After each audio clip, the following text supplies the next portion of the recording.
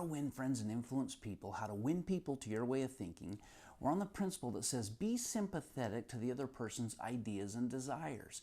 Dale Carnegie shares of an experience that he says, I was telling a story about Melissa May Alcott, who had written Little Women. And he says, I'm over the air. And he says, I happened to make the mistake of saying that she was born in Concord, New Hampshire, when she was actually born in Concord, New Hampshire. I'm sorry, Concord, Massachusetts is where she was born.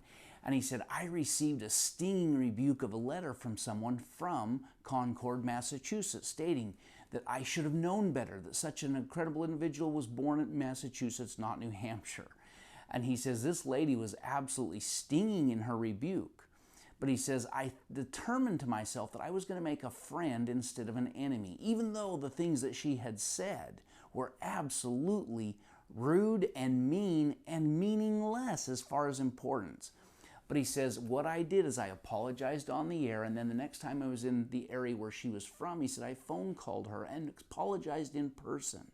And he said, because of my kindness, she decided that she would like to meet me and learn more about me, and of course continued to listen to my program. He says, my friends, I made a friend instead of an enemy when it would have been much more easy to have made an enemy, because I was sympathetic to where she was coming from. Such a famous individual had been born where she was from, and her family had been a long-standing family in the Massachusetts area.